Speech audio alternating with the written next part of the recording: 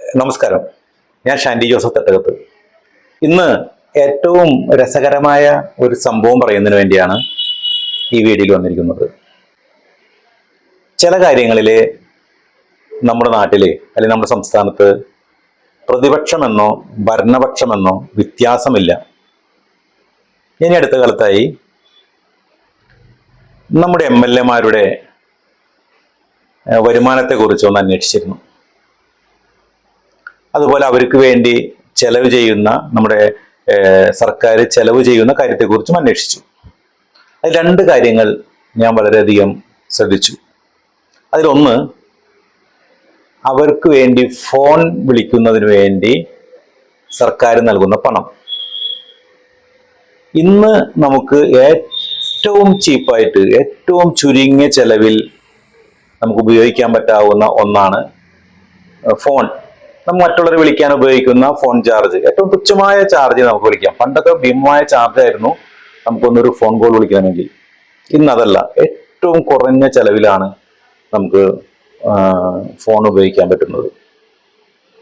ഒരാൾക്ക് ഒരു മാസം അൺലിമിറ്റഡായി ഫോൺ വിളിക്കാനും അല്ലെങ്കിൽ അത്യാവശ്യം നെറ്റ് ഉപയോഗിക്കാനും ഏറ്റവും കൂടിയാൽ 400-500 രൂപ മതിയാവും അല്ലേ? നമുക്കറിയാം. ഒരു വർഷത്തേക്കാണെങ്കിൽ ഒരു 3000 രൂപ ഉണ്ടെങ്കിൽ നമുക്കൊരു വർഷം മുഴുവൻ അൺലിമിറ്റഡായി ഫോൺ ചെയ്യുവാനും ഇന്റർനെറ്റ് ഉപയോഗിക്കാനും എല്ലാം സാധിക്കും. എത്ര രൂപയ്ക്ക്? ഒരു 500 രൂപ നമുക്കൊരു മാസം ഉണ്ടെങ്കിൽ, ഒരു വർഷത്തേക്കാണെങ്കിൽ ഒരു 3000 രൂപ. അപ്പൊ ശരിക്കും 500 രൂപ ഒരു വർഷത്തെ പ്ലാൻ ആണെങ്കിൽ 500 രൂപ പോലും ചെലവില്ല. അങ്ങനെയുള്ള ഈ കാലഘട്ടത്തിൽ ഒരു MLA-ക്ക് ഫോൺ അലവൻസായി നൽകുന്നത് എത്രയാണെന്നറിയോ? 11,000 രൂപ. എത്ര രൂപ?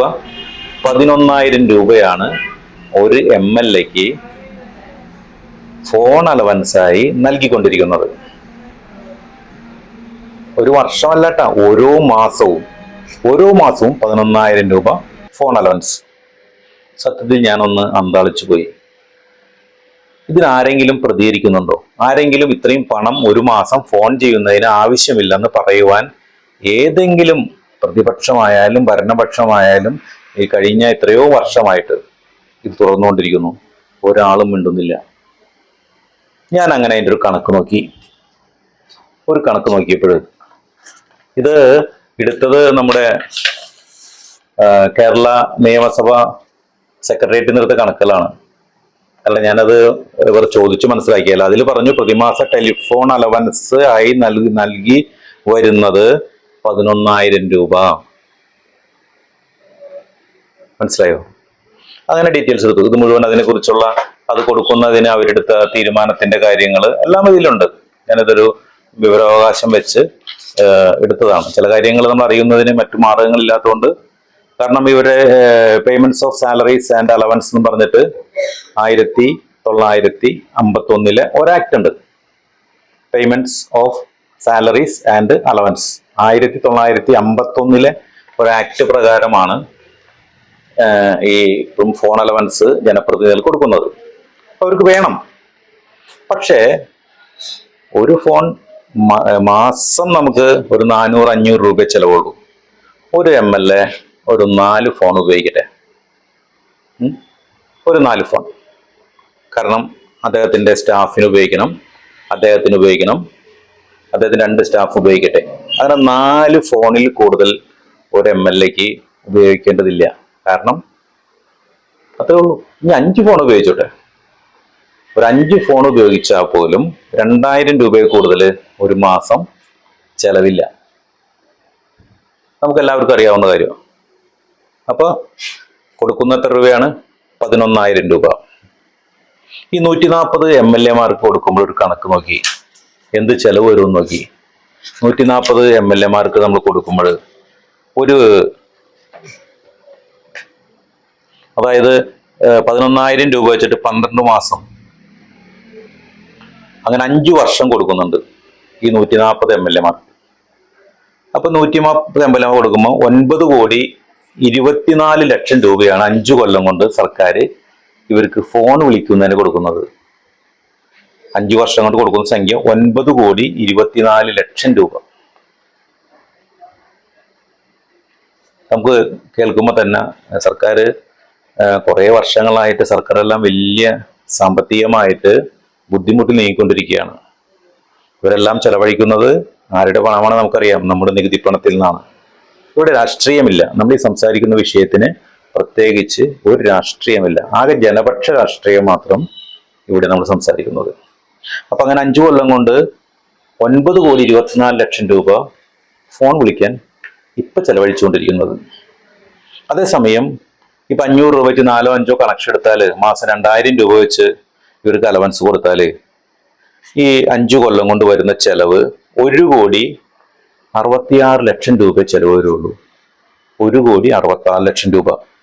അതായത് 5 കൊല്ലം കൊണ്ട് 7,56,00,000 രൂപ ഫോൺ വിളിക്കാൻ കൊടുക്കുന്നതിൽ മിച്ചം വരുത്താൻ സാധിക്കും. ഇതൊരു കണക്കല്ലേ? ഇതൊരു യാഥാർത്ഥ്യമല്ലേ? സത്യത്തില് ഏതെങ്കിലും ടെലികോം കമ്പനി ആയിട്ട് ടൈപ്പ് ആയി കഴിഞ്ഞാൽ ഇതിനേക്കാളും കുറവായിട്ട് ഇവർക്ക് കിട്ടും. നമ്മൾക്ക് കിട്ടുന്നതിനേക്കാൾ കുറവിന് കിട്ടും. 140 MLA-മാർക്ക് 4-5 കണക്ഷൻ എടുക്കും.